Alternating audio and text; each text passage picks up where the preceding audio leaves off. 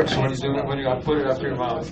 Good evening. Is everybody back? Okay, we'll start by introducing Kevin Langdon. Is a living legend in higher range IQ societies. He's the author of the Langdon Intelligence Test, published in Amiens magazine and widely accepted in the high IQ world and widely circulated. And unfortunately, it was compromised. What year was it? When was it compromised? 1993. In 93 it was compromised, so we lost a very, very good test that was good for high-range testing. He founded the 999 Society in '78 as a democratic society in reaction to his perceived authoritarian practices of the International Society for Philosophical Inquiry. His name appears most often in Daryl Miyaguchi's Short and Bloody History of High IQ Society. He has served in the leadership of TNS for most of the past 30 years. I've had the mixed pleasure of serving with him on the TNS XCOM for the past 4.5 years. We have both tried to get the other kicked off the XCOM, and several times, but here we are. I am proud to introduce my friend Kevin Langdon. Thank you, Ed. We get you kicked off yet? Well, we can't do that, really. Ed is doing too much work for TNS. We have certain philosophical differences, but a lot of what I'm going to talk about transcends those differences, because there have been some pretty major differences in the history of the societies. So I'll begin with kind of a historical approach. I first heard about Mensa in 1960 from a friend of mine at UC Berkeley. Kevin, please put the microphone closer to your mouth and speak louder. You're barely heard in the back. Yeah. Please. Okay, is this better? Yes, it is. Yeah. All right, I'll do this. I'll try to remember to keep it up there. I of course, see people often trying to use microphones, and they get to talking, and then little by little the microphone slips away. So I'll try not to do that. But at any rate, I heard about Mensa in 1960 from a friend of mine. And Mensa, although it was founded in 1946 in England, was very new in the United States at that time. And I was really intrigued by what he told me, and so I found that I had some test scores that would qualify. So I wrote to Mensa and became a member.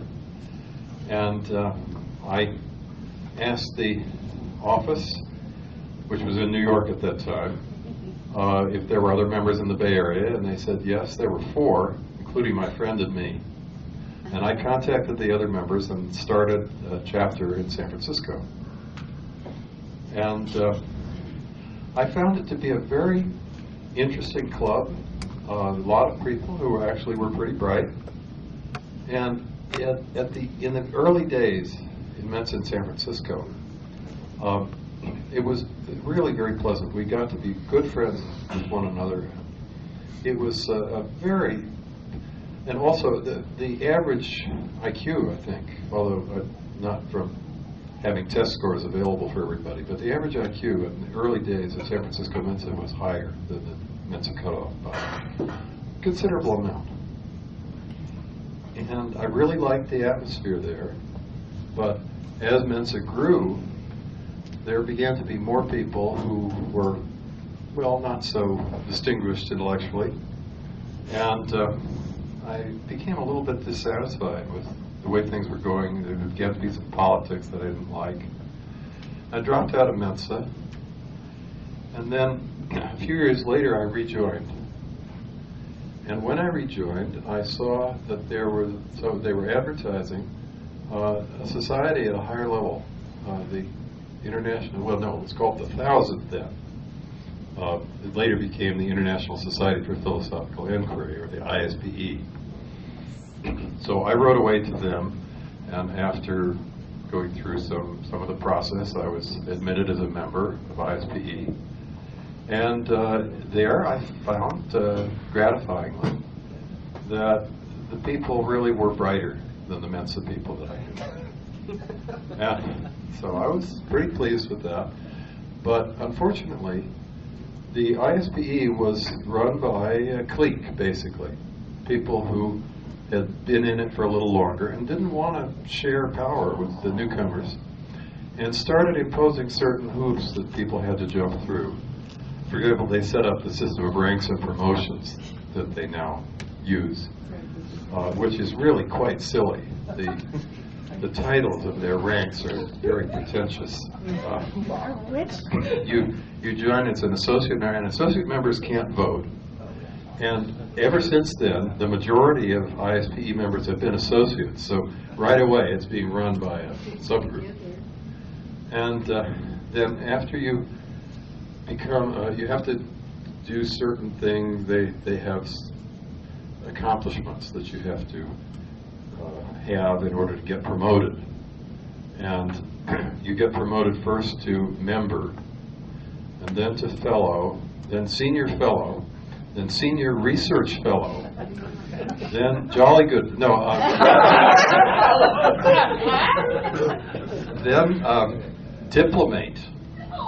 And then they had a special rank at the top of their hierarchy that you had to be nominated for by their selection committee, the rank of philosopher. And so, you know, that was silly. And they really kind of censored the journal. They didn't want criticism of the organization. They didn't want some other things too. And several of us began to be really frustrated by that. We felt that, you know, we'd select people for intelligence and then tell them what to do. No. So I kind of took the lead, and with 4 other members of the ISPE, we sent out a mailing to members of the ISPE offering them a democratic alternative. And that's where 999 came from. When the dust settled, we had more members than they did. And this is a pattern that I've seen again and again in these societies, that where there's competition between more repressive and more democratic groups, people vote with their feet for the more democratic ones. And today, although the ISPE surpassed us in size at one point, thanks to especially to the good work of Ed Schreiber, the 999 Society is now about twice the size of the ISPE. So even before this rebellion, I had become interested in seeing whether it would be possible to found a society at a still higher level. Can I ask you a question? Sure. How many members does 999 have? We're nearing 1,000. Worldwide? 970 or something was the last figure I heard. Ed may have a more current number.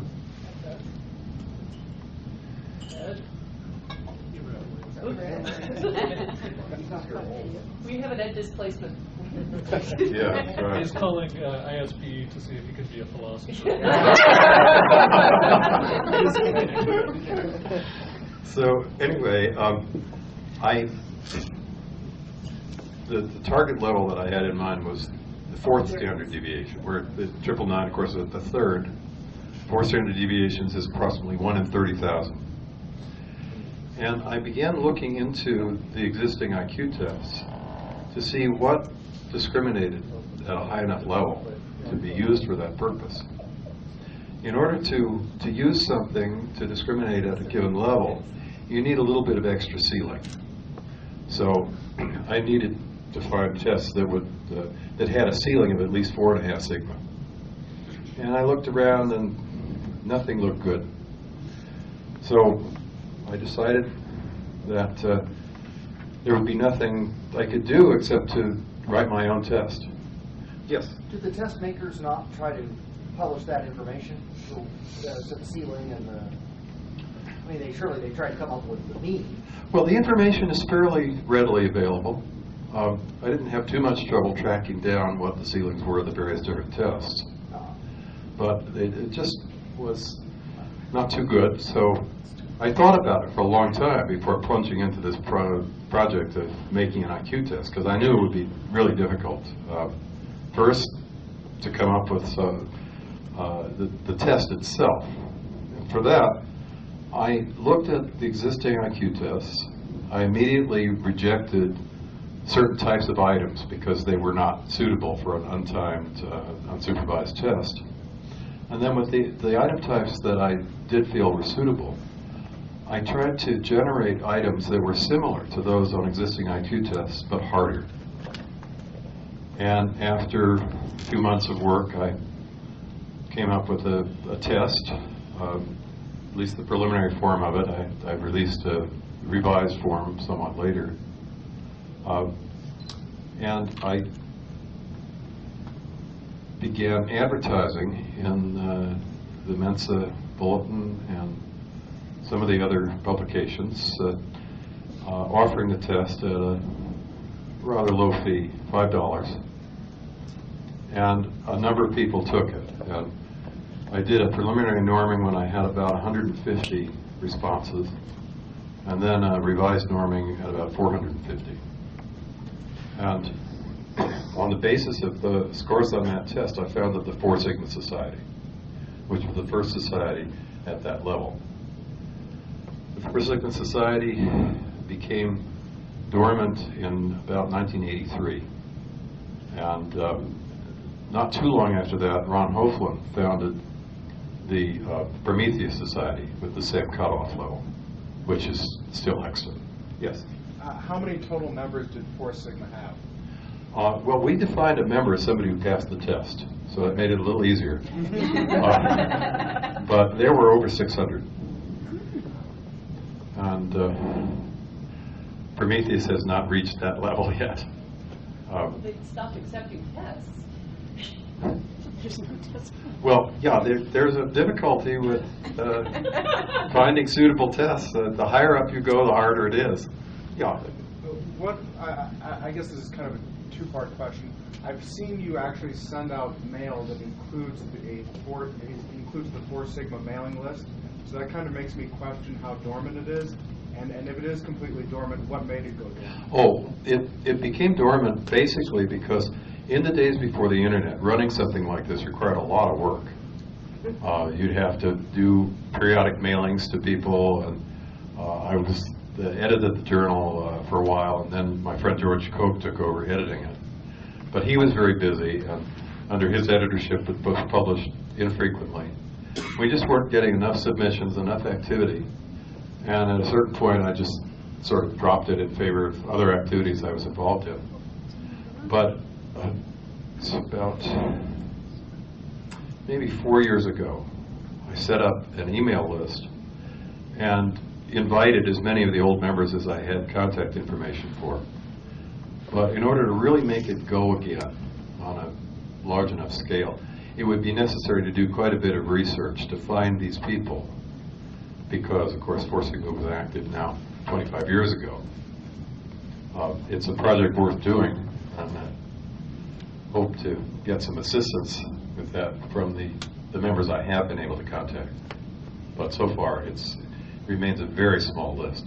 Yes? You said you noticed a difference in brightness when you moved from Mensa up to the 999 level. Yeah. Did you notice another difference in the Four Sigma? Yes, very much so. Now, the difference is less clear when it comes to the Mega Society. Mega tries to discriminate at the 1 in a million level, which is 4 3/4 sigma. And the early members were selected in a way that I don't understand by Chris Harding, who was the founder of the group, founder of the original group anyway. The group that became the Mega Society was founded as the 501 Society, and that referred to 1 in 10 to the 5th, that is 1 in 100,000. And then later was changed to the 606 Society, or 6 in a million. And then that society was folded into the Mega Society when it was founded. And it was founded by Ron Hoflin. And it began to be viable. The Mega Society still exists. I edit the journal. It's online, so anybody who'd be interested in seeing our journal can go to megasociety.org. MEGA. Yep. Thank you.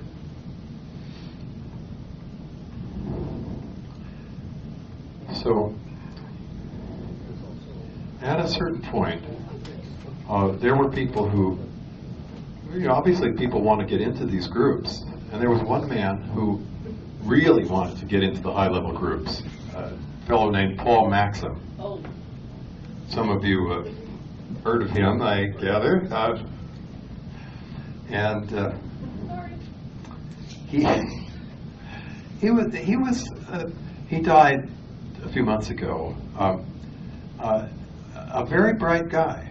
I don't know that he was qualified for Prometheus, but he certainly was. He was a 999 member. He later got into Prometheus, but sort of questionably. Never was accepted into the real Mega Society, but there was a big fight in Mega. There is a fellow that you also may have heard of named Chris Langan. And Chris is also a very smart person. I mean, extraordinarily smart. I don't think it was any accident he was in Mega. I give him that completely. But unfortunately, he has a theory of everything that he regards as the greatest intellectual contribution in the history of mankind. Oh, I think I heard of that. And he wanted the members of Mega and Prometheus to acknowledge him as the greatest intellect ever. And for some reason, some of us didn't. And so he said some really silly things. I mean, for example, that he had rights that went beyond mere democracy. And so when he eventually really got it, that we weren't going to buy into that, he left the high IQ societies. At one point he had a fight with he and his wife, Gina, I think who was his girlfriend then, got into a huge fight with members of the 999 Executive Committee and started sort of making noises about suing and, really very obnoxious. Was that a year or two ago? No, that was several years ago, maybe 10 years ago. And so he founded his own version of the Mega Society, and Mega actually had to sue him to get him to stop using our name. Now, this may be beginning to remind some of you of a certain situation in TNS a lot more recently. But Langan at least had the good sense not to actually bring any legal action. He did set up his own version of Mega, though, and while it was operating, he accepted Paul Maxim as a member. So Paul kind of got what he wanted, but it wasn't very satisfying for him. And he, up until just a few months before he died, was communicating with the TNS officers, complaining about everything under the sun. An example of the kind of thing he wanted was that he was very unhappy with the fact that the societies accepted high-range tests, mine and Ron Hofland's, and did not accept certain childhood tests that he'd taken. And so he complained to the California Board of Psychology that my testing activity constituted practicing psychology without a license. As a result of that, I had to stop engaging in that activity. I hope to resume it at some point. There are basically two approaches. One of them would be to go back to school and get a PhD in psychology, which is, at the age of 66, I'm not sure that I want to do that. The other one would be to find a psychologist licensed in California who would be interested in working with me on that. That's much better. Yeah, so I'm hoping to be able to do that, and if anybody can steer me in that direction, I'd appreciate it. But this is sort of a long-term thing. He also objected to the use of my test and Ron Hovland's by any of the groups, and this was a constant subject of complaint with him, along with a lot of other subjects. And the lengths to which he would go could be illustrated by the fact that he said that the 999 Society should publish the names of all the people who had gotten in via my test so that they could be retested. So, it's just a fact that although this room is full of interesting, intelligent, sensible people, that the high IQ societies attract a certain number of real nuts.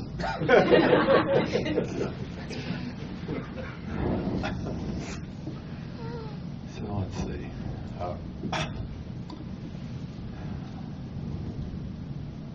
Maybe I should stop at this point for a little bit and ask for some questions before going into further things. Yes. In the interest of fairness, what complaints have been leveled at Kevin Langdon? I don't have time to go into all those. Ed maybe could tell you a little bit about that. But, yes. What kind of is the reason for having like a Mensa, and then you have a 999, and a Prometheus, and then a Omega? Just, I mean, is it to have better fellowship or communication with people? What's the reason for having Mensa? It's the same thing. People have an interest in communicating with other people at their own intellectual level. And so little by little, the different societies have resulted. There are an awful lot more societies than I've mentioned here, too. But most of the ones that have existed over the period of time we're talking about here, say the last 30, 40 years, have been either gag societies, societies without good admission standards, or have been active for a short time and become defunct. Yes?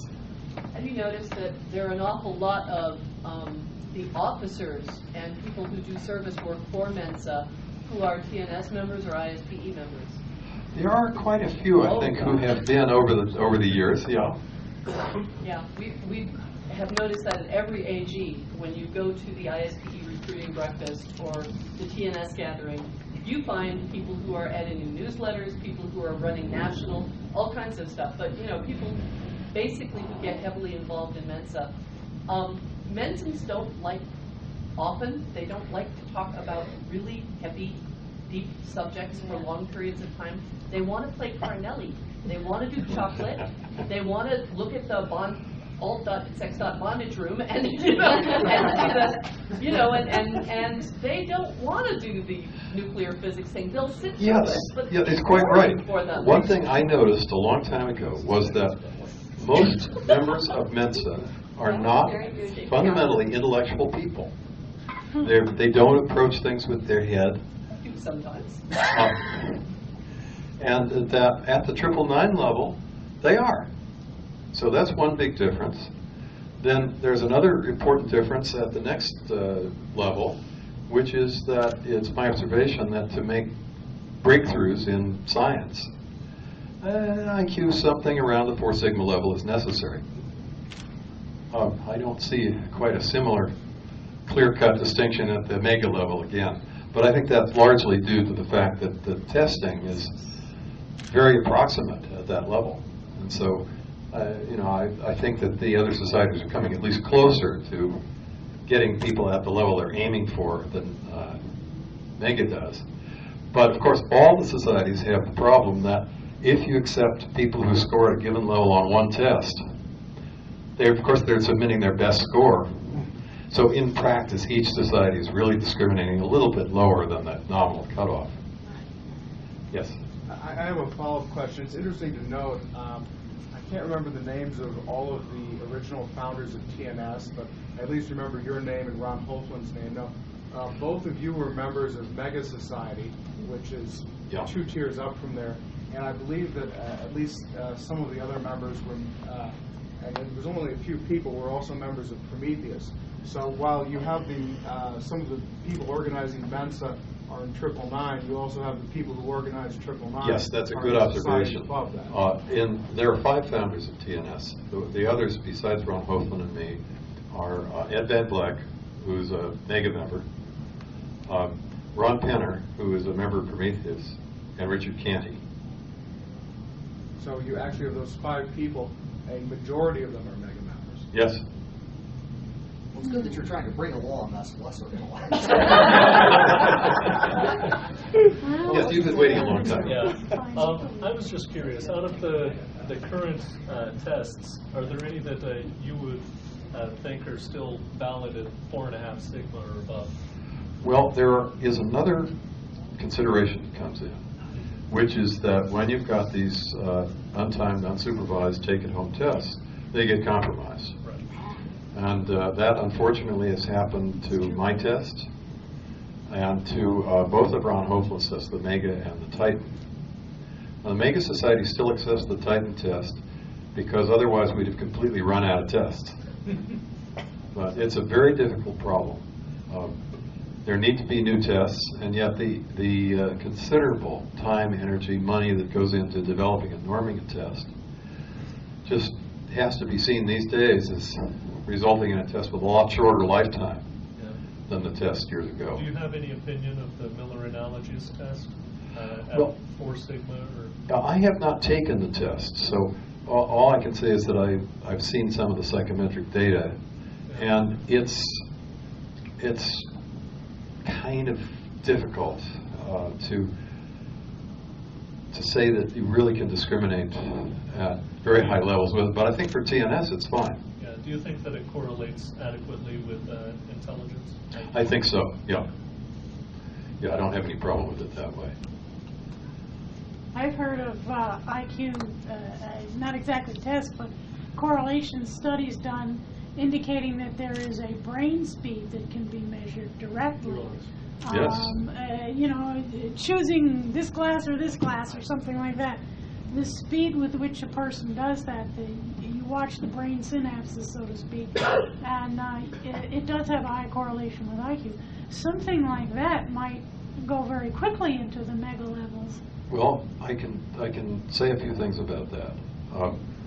I've been fortunate to be friends with Dr. Arthur Jensen, probably the leading intelligence researcher in the world. And he has done a lot of work with what's called chronometric testing. And one point he makes is that you have to be careful what you're measuring the speed of. Simple reaction tests, where you respond to a stimulus by pushing a button, say, do correlate very well with IQ. Ordinary speeded tests don't. There is a big personal style factor in the way people solve problems. And the ones that are quicker aren't necessarily the ones with higher IQs. Now, additionally, he also has said that the chronometric testing works very well, but unfortunately not at very high levels. So it may be that with more refined methods it'll be possible to come up with something that is suitable for the very high level measurement. But at this point, it's just not available. Yes? But something like that could be used for mass screening very efficiently. Oh, sure. Yeah. I think for 999 it would be certainly suitable if we could, find the testing centers available to do it. Dr. Jensen's lab in Berkeley, he's done a lot of work, but there are very few places that have the setup to do this, and it has to be done in person, of course. So it's not just an EEG with a no, they're very specialized.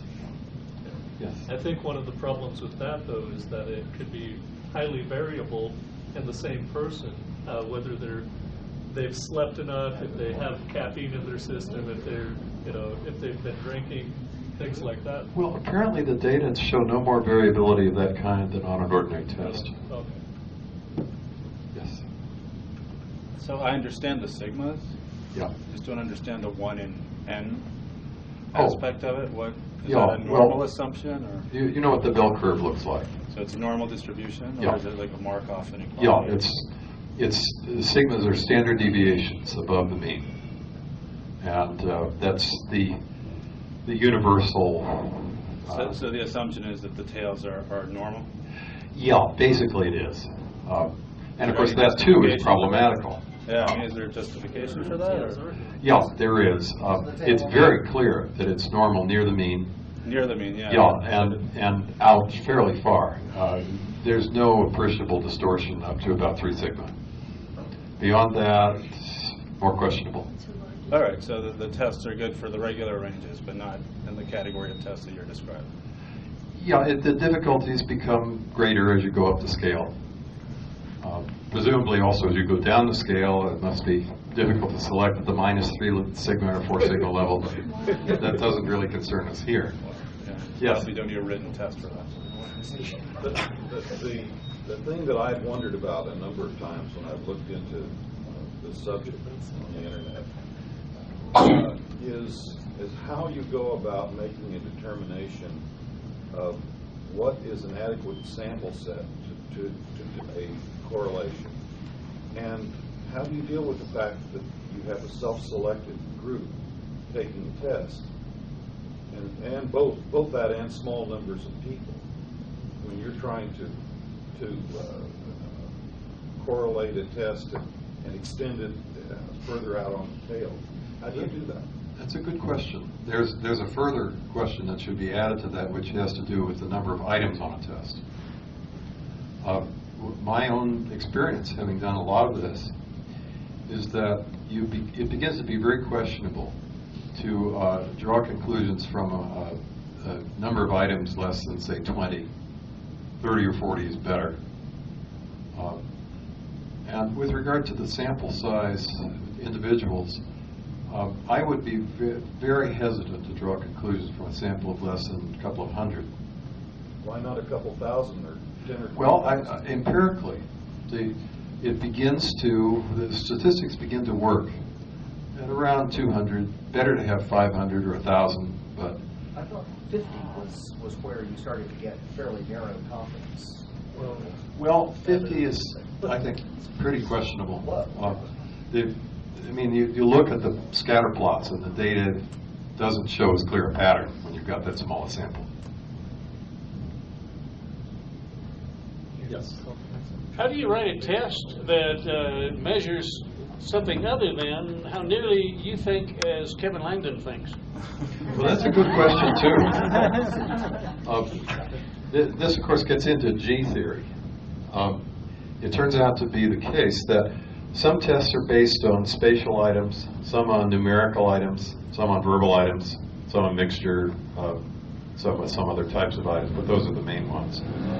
And it turns out that there's a very high correlation between scores on tests of all of these different types. And that's hypothesized to be due to what's called the G factor, the general factor in intelligence, the general cognitive ability factor. And some tests tap into G a lot better than others. My tests and Ron Hofland seem to do a pretty good job of that. Some of the standard tests do too. But there are many tests that are really poor at that. For example, there's a fellow named Paul Kuijmans who has his own set of high IQ societies and his own tests. And if you look at his norming work, it's just really screwy.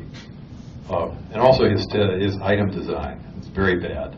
Well, some of his tests include extra sensory perception. Well, yeah, it's true. He has one that he calls the test of ESP that he actually, at least for a while, was using to admit people to his 3 sigma level society. What's in his dresser drawer? calls it that way. Yes. Doesn't the G factor, this correlation, isn't this the strongest piece of evidence militating against acceptance of the multiple intelligences theory? I forget who used it. Yes, it is. You're thinking of particularly Howard Gardner's work in that area. Gardner is regarded as kind of a joke by other people in the field.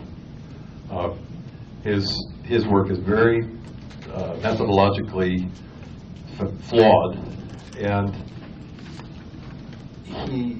some of the things that he regards as separate intelligence, Dr. Jetson has pointed out that there are things that are so highly correlated with one another you really can't distinguish them as separate factors at all.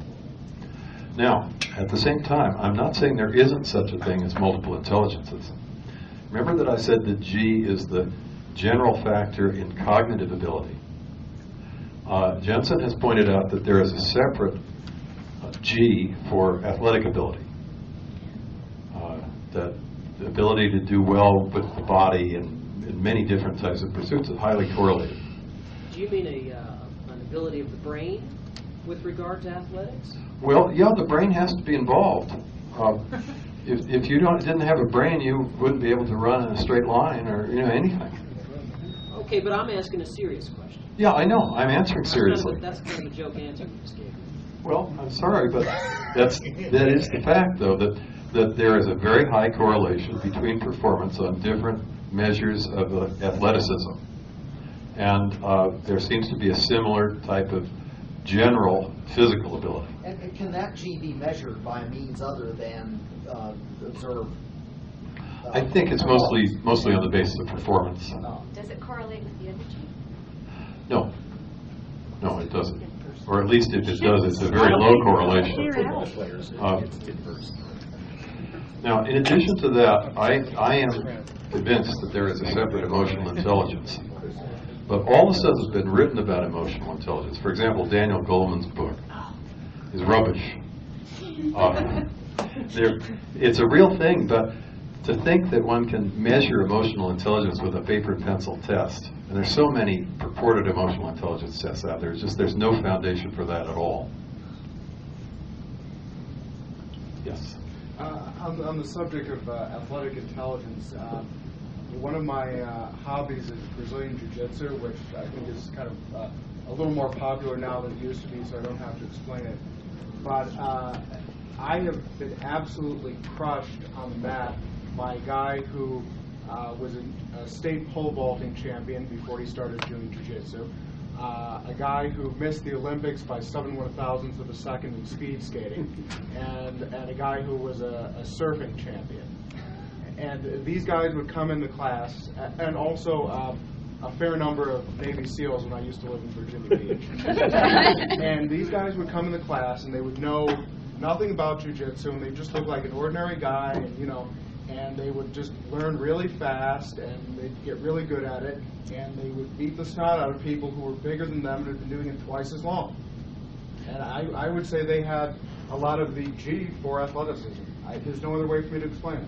Yeah, it's anecdotal evidence, but it's very strong nonetheless. You've apparently had not just one experience, but many with the same people. Yes. Would that athletic ability also apply to performance artists, musicians, dancers, opera singers? I don't think so. That would be separate? Yeah, particularly when it comes to music. One of the interesting things about music is that doing it well involves the mind, the body, and the feelings all together. Right. Is there any tests for that? There are some, but I don't know a lot about them. There certainly are musical aptitude tests that have been developed, and I just am not familiar with the work in that, so I can't comment further. Yes. It's just kind of like a little counterexample, but I know a woman who can run miraculously, but if you hand her a tennis racket, she'd be lost. Anything, bicycle, anything else besides running, she's lost. But she's a fantastic runner, so she has high running, Yeah, we see that same thing with certain cognitive things. There are people, for example, who are brilliant at chess and can't do practically anything else. So I'm not at all saying that there aren't exceptions. You have a question back there? Here. How do these so-called idiot savants rate on testing? They don't do well. Do they burn out? They don't seem to have burned in the first place. Yes.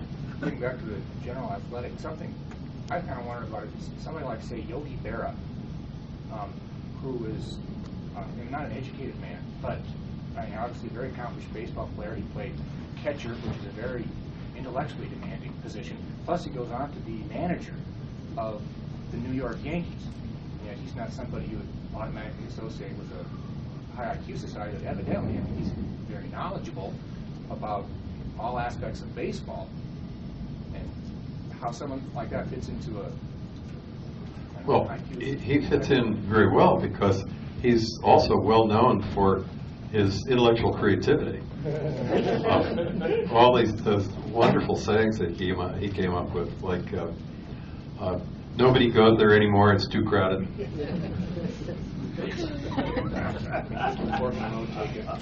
That's Zen, isn't it? Yeah, he was kind of a, I mean, maybe he didn't get that nickname by accident, huh? So maybe I should move on. Go ahead. I stumbled across on the internet when I wrote in, inquired of, I think it was Google, high IQ societies, and all I got was things about Mensa. But at some other point, I stumbled on a different one that went all the way up to 1 in a million. Do you have the name of that website that I can? Yes, there is more than one, but yes, let me give you two. One of them, the best known one, is run by a man named Daryl Miyaguchi. And the name of the site is Uncommonly Difficult IQ Tests. Give that again. Uncommonly Difficult IQ Tests. Uncommonly? Yes. IQ tests. Yep. Uh-huh. And he's done a very good job, particularly of, addressing the same thing I'm talking about tonight, at least as far as the history part goes. There is, on his website, there's a very interesting article by him called A Short and Bloody History of the High IQ Societies. And he gets into a lot of the political squabbles and difficulties, and also the positive parts of the history. He tries to be impartial. He has drawn on many sources to put this together. It's very well done piece. And the other one? The other one is on my website. And my website is www.polymath-systems.com. We're going to spell it. P-O-L-Y M-A-T-H M-A-T-H hyphen systems.com. And on my site, the first link is Consciousness and Mind. Under the Consciousness and Mind page, there is a link to high IQ societies and some other links to having to do with intelligence. Oh. Yes. Can you talk about Cincinnatus and O'Grady? Well, yeah, now that gets into a whole other area that we haven't addressed yet, and that is the more specific history of the 999 Society and some of the difficulties that have happened. We had, back in, I think it was the early 80s, there was a major dispute in TNS. There was a group of people of officers who basically didn't like the way things were done and tried to do an end run around the executive committee and set themselves up as the ExCom, although they were not the people who were elected. Some of them were, but they had a different idea about the composition of the committee. And for a while there were two separate groups calling themselves the 999 Society. Fortunately, things eventually were smoothed over, but they were doing some pretty nasty stuff. There was an early member of 999 named Hugh Paradise, very nice man. And he died, and his widow was made an honorary member of 999 because she had kept submitting his writings and was just a very fine person, Anne Paradise. And the membership officer back then, Alice Grant, decided that it was untidy to have an honorary member, so she converted Anne's membership to a regular membership, which someone certainly could legitimately have objected to at the time.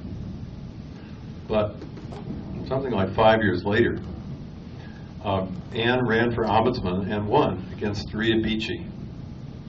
And Rita was very miffed at this, and her friend Barry Kington decided that he would set things right and basically demote her to honorary member and take away the ombudsman position from her, and said some just terrible things about her. She didn't ask to have this done.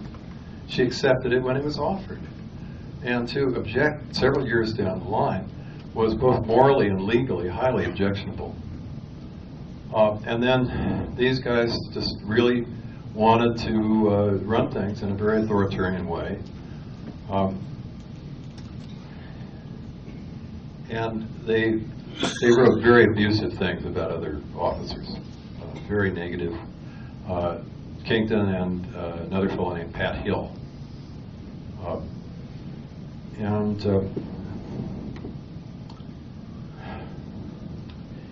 Eventually, basically the membership decided that it was not a good idea to have these people be considered the leadership, and little by little they went away and things got back to normal, more or less.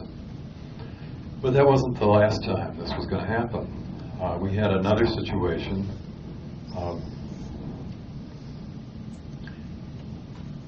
in which there was again a factional dispute, and that's when the Cincinnati Society and the Minerva Society were founded as democratic alternatives when these people temporarily took over.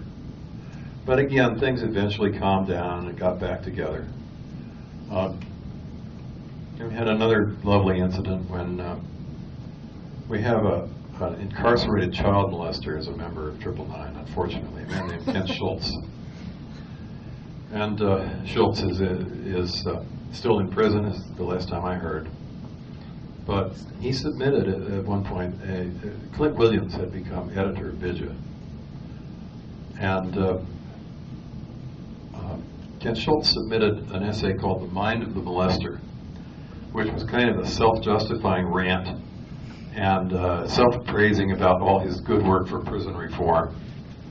And Clint Williams published this essay, and at the same time published a picture of an altered photo from Schultz's prison ID, darkened, in almost identical to the picture of O.J. Simpson that was published on the cover of Time magazine that caused such a huge stir.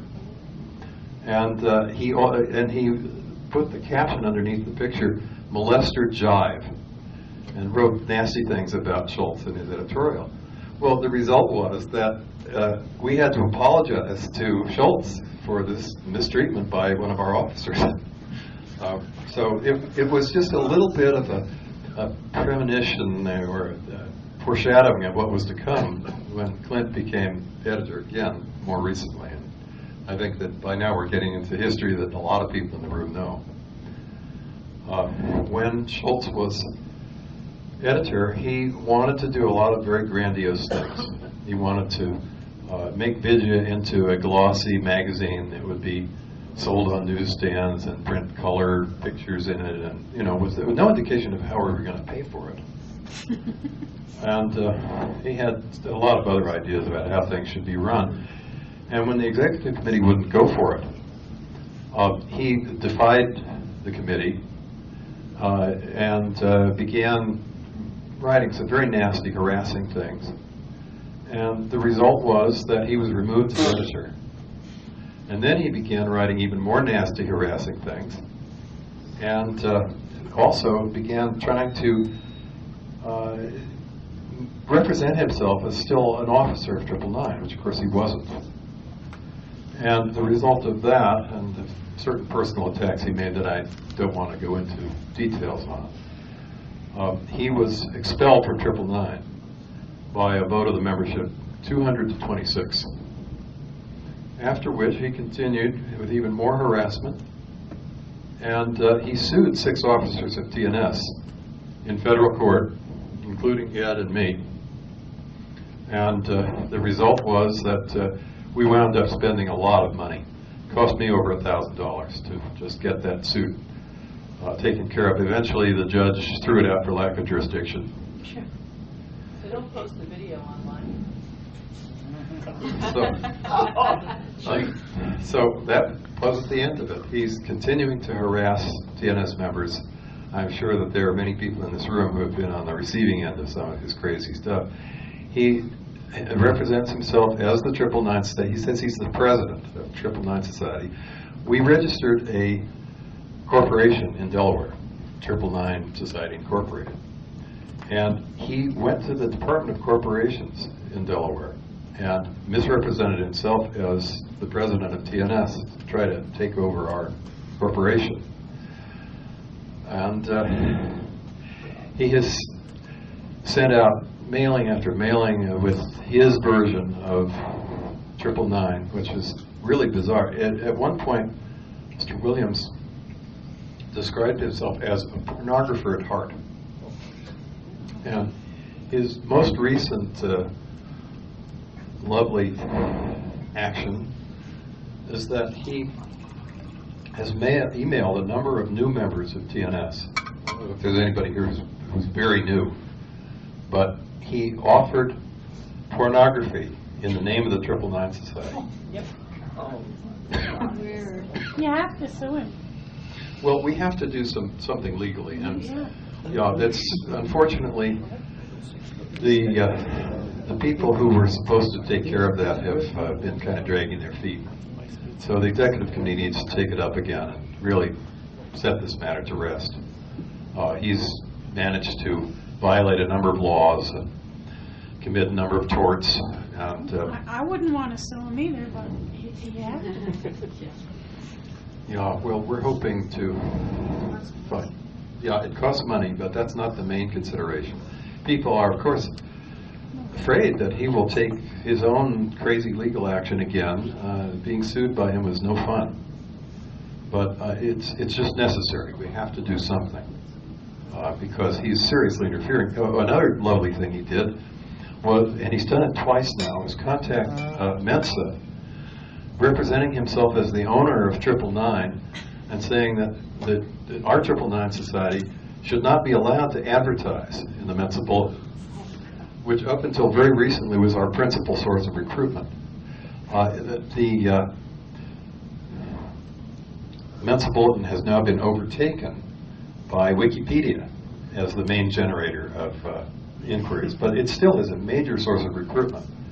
And so he has really done us a lot of harm. And it's unfortunate that we've had this difficulty, but he's a very disturbed man. Yes. Oh, we didn't have a question. Okay.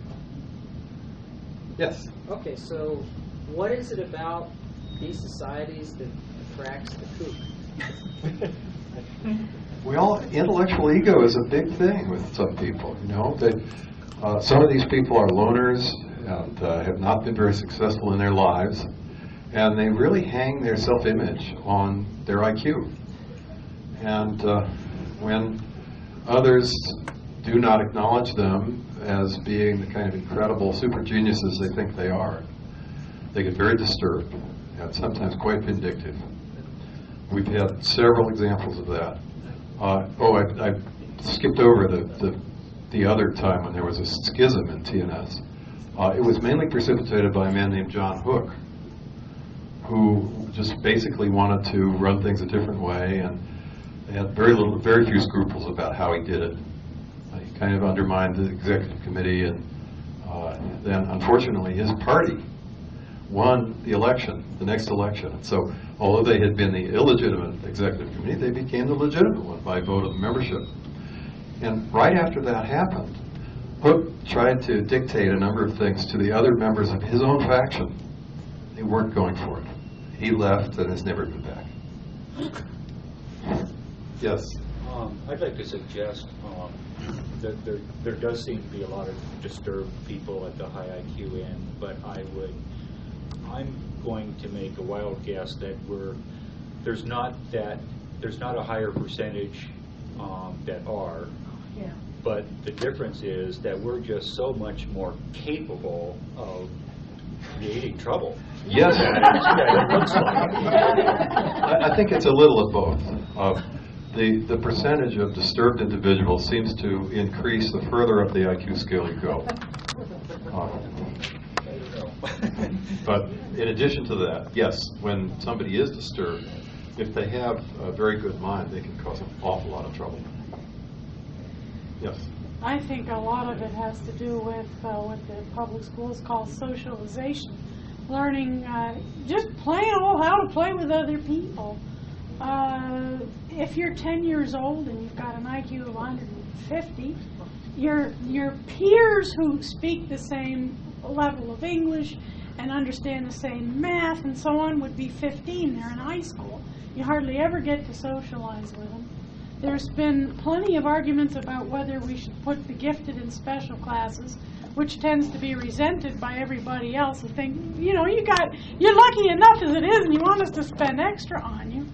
And then, so I can understand that jealousy completely. And, but then a lot of people are very concerned about skipping them ahead in school because you got this little 10-year-old with all those big 15-year-olds and the bodies don't match. But I've read that when they take a look at how people develop, and especially at socialization, when they do skip them, it is much easier for them to relate socially to other people. And that doesn't cost, in fact, it saves money because pretty soon you're out of high school. And so, since it seems to be very successful in terms of helping these people develop a more normal personality that can relate to others, I think that's something that's very important to us in terms of developing the future of our high IQ children. I absolutely agree with you. There have been studies of this, and what's called acceleration, that is grade skipping, has the most positive outcome of any approach to giftedness.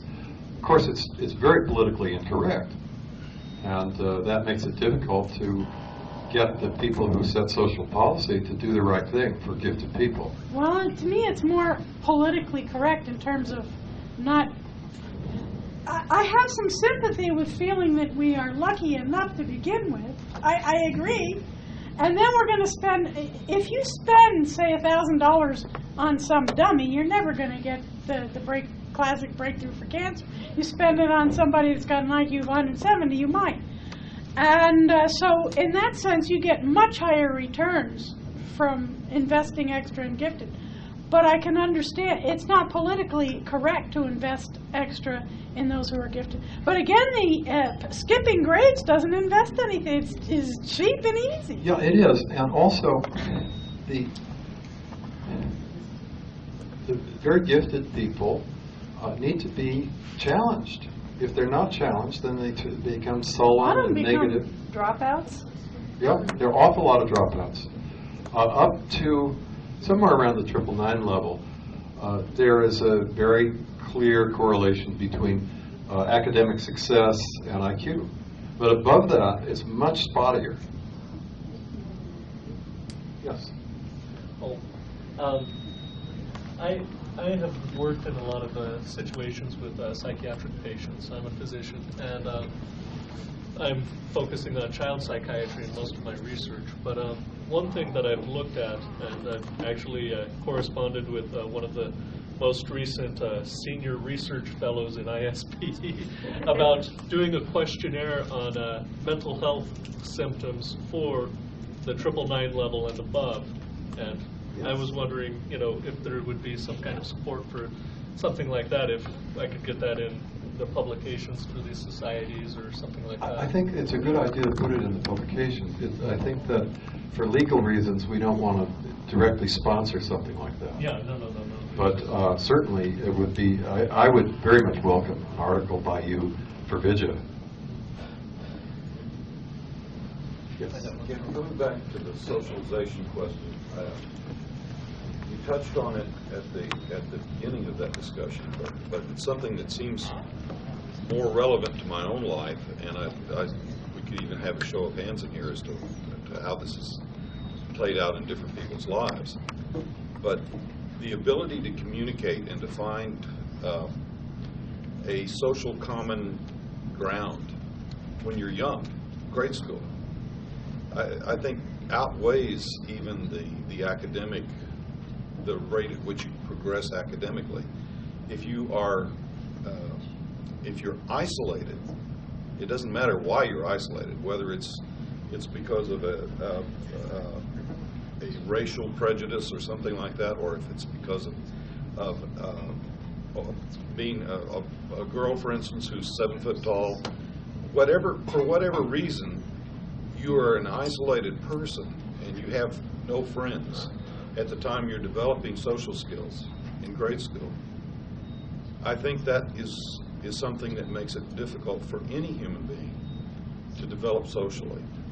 And this is another kind of separator in that respect. This is just one of many things that can separate people from their peers. Yes, it has, I think, very severe consequences, though, for very bright people, because they need to exercise their brains to have someone to bounce off. It's one thing to be alone. It's another thing to be so alone that you don't have the availability of others at your own level to interact with.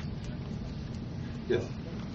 Well, it's a double-edged problem, because your 12-year-old kid is still a 12-year-old kid. And if you put him in a graduate level college class or any level college class, it's going to resolve some things, the intellectual stimulation and companionship and fellowship, but boy, the rest of it is to be considered.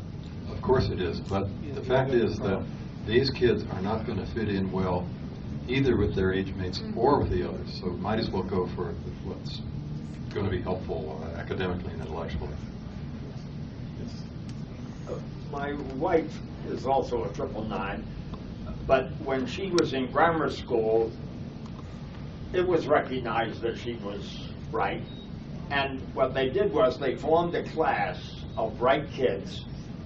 They didn't skip grades. They enriched their experiences. They took the standard stuff, and then let's go in and find out, well, just what did George Washington do during his off hours, or whatever.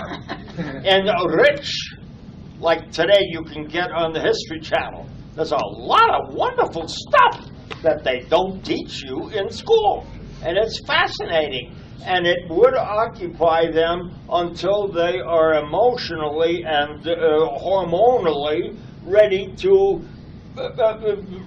relate to people of their own age and get married and so on. It's been tried, but of course both that of these costs money. approaches have been tried, and it turns out that acceleration works much better than gifted classes. Yeah? Yep. Well, from personal experience, I can tell you that I was 15 and I was taking a college course in algebra at a local college, and I felt so physically and emotionally or out of place, and everybody kind of looked at me, and there was this kid coming in. I was small, and I would much rather the approach to me is to find other children of the same age who have that advanced intellectual capacity and group them somehow. Well, again, it's been tried both ways, and acceleration works better. I actually had an experience like that. When I was in my senior year of high school, I took a half day at the last semester of my senior year. There were 3 other kids from the school, and we drove over to Berkeley and took classes there, and that really worked out very well for us. You were 18 or 17. But you're with your peers. I was 15, and I was... No, I was not. I had skipped a grade myself, so I was either 15 or 16 at the time, I don't remember, but it just wasn't a problem at all. You had 2 friends to go with. Well, yeah, but we didn't take the same classes, so I would be there in the classes all by myself. You were a braver guy. So, talking about the different ages, she happened to mention 12. That's how old I was when I first started taking college classes. But I actually think my parents came up with a very nice hybrid solution in some ways. They they told me now that they knew there was no way they were letting me skip grades because it was clear from about the time I was born that I had no social skills whatsoever and needed to learn them. But they let me start taking night classes at the local college and opt out on some of the regular courses in areas where I was really clearly not getting anything out of them in the public schools.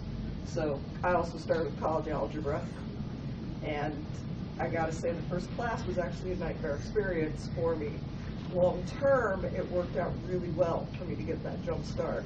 But yeah, walking in that first time, that young, still strikes me as one of the most traumatic things I ever did. But with hindsight, I think that blend was brilliant on their part. Yes, I agree with you. And I think that it also could be the case that adding to that a peer group of other bright kids would be very helpful. Yeah. Back there. What they're trying to do, you are trying to do in America, and what our experience in Mexico is for example, they do a mixture. They advance children a couple of years, maybe one would be good. But what they do is, for example, for the summer program, they go, instead of a camp, as everybody knows a camp, they get enrolled in college, and they spend, if their interest is chemistry, they come to the States and they spend the summer working at the college level with peers, you know, the same age group more or less, that share the same interests, and this is just like giving them the sparkle of something to look forward to. And going back to the year in advance course that they're taking the next level next year. So it is I had a similar experience. Between my junior and senior years, I went to a National Science Foundation science program with a bunch of other bright kids, and it was very rewarding and interesting. Yeah, Johns Hopkins, University of Washington, and some others have similar programs, and their cutoffs vary. So, and people in the larger cities have access to highly gifted magnet schools, but not everybody gets that. Right, it's very spotty. Yes. Mr. Langdon, yes, Ryder from Germany and I were discussing this a bit earlier about the American approach. He's come through the German school system, and I went through a mix of the American and the French school system. The approaches there have been quite different. Even, I believe, if I'm correct, we both ended up coming and joining Mensa in America, and everything in Europe was set back. I know in France, we went through a period, gifted, talented was labeled more as mental illness of some sort. You were generally sent off to see psychologists, and your parents vowed that we will not speak of what's happening to you. Quite right. There is a great deal more political correctness in Europe than there is in the United States. How are we doing on time? The moment. 20 after 8. Okay. Well, it seems like if you do what you did, get college courses while you're in high school, if you get college credit for it, when you go to college, you can take other other optional courses and enrich your life that way. That helps, but again, it doesn't work as well as... Now, really, what ought to be done is that the whole grades system should be abolished. The idea that everybody moves forward at the same rate is ridiculous.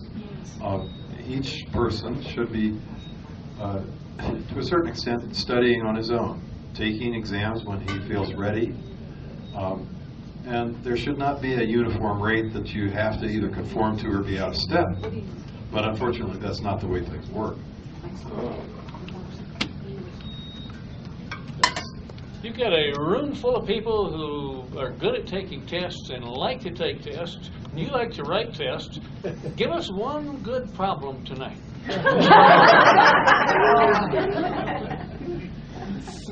No pressure. I think I'm going to pass on that for the moment. Yes. Just a couple of general comments. One, something that I found rewarding lately is I'm working with I can't hear you. Oh, sorry. Something I found rewarding lately is I'm working with a kid who's tested in the high 180s on IQ, and I'm just doing science projects with him. He doesn't fit into even the normal gifted classes. So if you run across kids like that, it's kind of good to be a mentor to them. The other thing that I found is very interesting. I'm a very new member here, but there's an article on the website. It was an article from media about IQ and social adjustment. I found that very eye-opening. Yes, the author of that article is Grady Towers, and he's done a number of very interesting essays. Many of them are available on the Prometheus Society website. It's prometheussociety.org. I just wanted to add to what I said before, that there were a lot of upsides to that experience. Oh, yes. Yeah. Well, I was just going to say, I think you have some of his essays on his site that aren't available on the Prometheus site. Is that correct? Well, I know of... On psychometrics, anyway. Yeah, I have a few things. There is not a whole lot, unfortunately, of Grady Towers material in general. There are a few things that aren't on the Prometheus site, and some of it is very technical psychometric stuff, not all of which is completely correct. He made a few errors, but he was really an expert nonetheless. I think he said the same very about good you. things. He did. Of course, he was wrong. Has there ever been a reliable ESP test? Read my mind. Read my mind. The answer is no. Well, I think that maybe it's time for us to finish up. Thank you very much.